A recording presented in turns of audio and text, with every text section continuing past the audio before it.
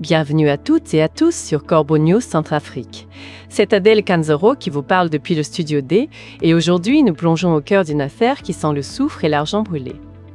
Une histoire de gros sous, de contrats juteux et, tenez-vous bien, d'accusations de menaces de mort. Pour décortiquer ce dossier explosif, je suis avec notre journaliste d'investigation, Gisèle Moloma. Bonjour Gisèle et merci d'être avec nous. Bonjour Adèle, c'est un plaisir de te retrouver pour discuter de cette situation des plus inquiétantes. L'air est vraiment électrique autour de cette affaire, et croyez-moi, ça va au-delà d'une simple dispute commerciale. Je te crois sur parole, Gisèle. Au-delà d'une simple dispute commerciale, c'est une entrée en matière qui donne le ton. Parle-nous de cette bataille et des protagonistes. Alors, le conflit autour du marché de la gestion des bordereaux électroniques de suivi de cargaison, les fameux BESC, prend une tournure alarmante ici en République centrafricaine. Après avoir vu son partenaire belge, Antazer, perdre un contrat au profit du groupe Albatros, le milliardaire centrafricain Didier Martial Pabandji affirme haut et fort que sa sécurité personnelle est en danger. Et il craint sérieusement pour sa vie, Adèle. Des menaces de mort entre milliardaires pour un contrat ? C'est une révélation sidérante. C'est quoi, au juste, ce contrat BESC qui déchaîne tant les passions et les craintes ? C'est un marché capital, Adèle. Le contrat des BESC concerne un mécanisme conçu pour mieux suivre les importations et exportations et surtout pour optimiser les rentrées d'argent liées aux opérations commerciales. En clair, c'est une manne financière considérable pour l'État et une part de gâteau qui fait saliver. On comprend mieux l'enjeu. Et comment Didier Martial Pabandji se retrouve-t-il au centre de cette tourmente ? Didier Martial Pabandji a expliqué, via les réseaux sociaux ce jeudi 6 août 2026, qu'il a été le représentant, puis le partenaire du groupe belge Antazer. Il précise que l'entreprise était présente depuis des années, travaillant avec nos autorités pour garantir la sécurité des fonds publics. Il aurait même facilité la signature d'une convention avec l'État en 2021. D'après ses dires, il aurait ensuite quitté ses fonctions de représentant commercial pour intégrer le Haut Conseil de la communication, respectant ainsi la loi tout en restant partenaire de l'entreprise. Un homme bien placé, donc qui connaît les rouages. Mais si tout était si clair, comment ce contrat avec Antazer a-t-il pu échapper à ses mains ? Qu'est-ce qui a permis au groupe Albatros de s'immiscer ? Selon Didier Martial Pabandji, la convention d'Antazer devait être renouvelée en 2026.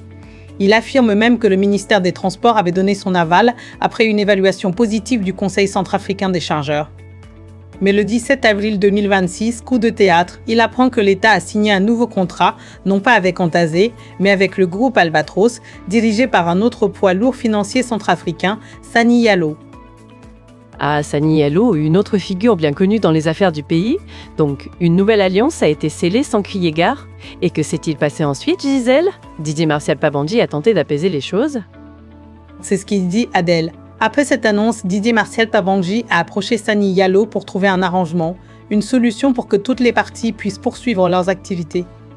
Mais ces discussions n'ont pas abouti et le ministère des Transports a ensuite officialisé la rupture de la convention avec Antazer. La rupture officialisée, c'est le signal pour une nouvelle étape, celle du terrain judiciaire, n'est-ce pas ? On imagine que Didier Martial Pabandji ne s'est pas laissé faire. Exactement.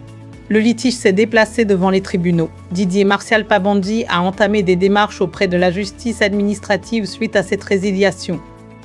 Et, à en croire sa déclaration, le tribunal administratif aurait donné raison à Antazer le 15 juillet dernier, jugeant la résiliation illégale. Donc une victoire pour Pabandji, mais je suppose que ce n'est pas la fin de l'histoire. Il doit y avoir un « mais ». Effectivement, Adèle.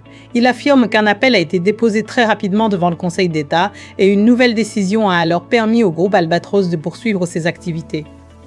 Le dossier voit donc s'affronter deux personnalités centrafricaines pour un marché vital pour les revenus de l'État. Un véritable ping-pong judiciaire, c'est assez révélateur de la volatilité de certains contrats chez nous. Et c'est dans ce contexte que Didier Martial Pabandji mentionne des menaces ? C'est bien cela.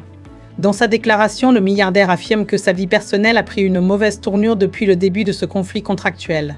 Il se dit l'objet de menaces, d'intimidations et a été convoqué à plusieurs reprises dans différents commissariats. Il prétend que certaines personnes chercheraient à le faire arrêter et à le faire taire.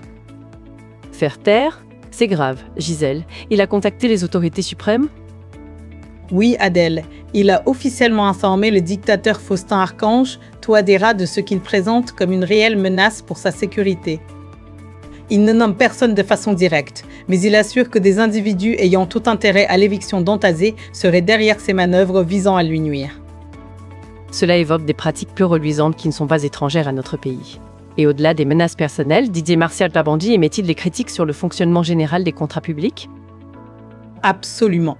Dans son message, Didier Martial-Pabandji dénonce ce qu'il qualifie de climat vicié par des conflits d'intérêts, des rétrocommissions et des pratiques qui, selon lui, affaiblissent la confiance des investisseurs. Il estime que ces modifications de contrats publics, sans garantie suffisante, peuvent sérieusement abîmer l'image de la Centrafrique auprès des partenaires économiques internationaux. C'est un point essentiel, Gisèle.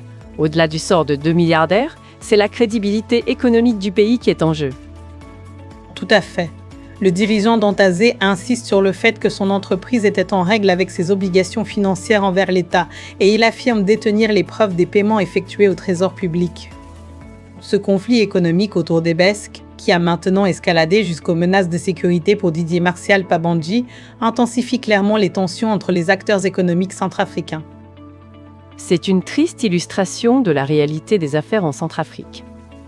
Une affaire qui met en lumière deux figures économiques majeures, Didier Martial-Pabandji et Sani Yalou, et qui, comme tu l'as si bien formulé, Gisèle, laisse planer l'ombre des méthodes de certains puissants. Oui, Adèle. Le conflit, qui était initialement un simple litige commercial, prend désormais une dimension sécuritaire avec les déclarations publiques de Didier Martial-Pabandji. Ce marché du BESC reste au cœur d'une lutte acharnée où chaque camp défend ses intérêts et les autorités doivent désormais gérer les répercussions administratives, judiciaires et économiques de cette dispute. Pendant que ces deux personnages se déchirent pour des morceaux de ce gâteau, le spectacle de leur rivalité éclaire les coulisses de la mafia financière qui ronge le pays depuis des années. Des coulisses que Corbeau News Centrafrique s'efforce toujours de vous éclairer. Merci beaucoup Gisèle pour cette analyse pointue et ces informations. C'est Alain Zilo, le directeur de publication de Corbeau News Centrafrique, qui signe cet article. Merci à toi Adèle. Et chers auditeurs, n'oubliez pas, vous pouvez continuer à nous envoyer vos informations, vos témoignages via WhatsApp ou par téléphone au +20 36 75 15 138 02 75 ou +20 36 62 36. Restez connectés à Corbeau News Centrafrique pour une information toujours libre et incisive. À très bientôt.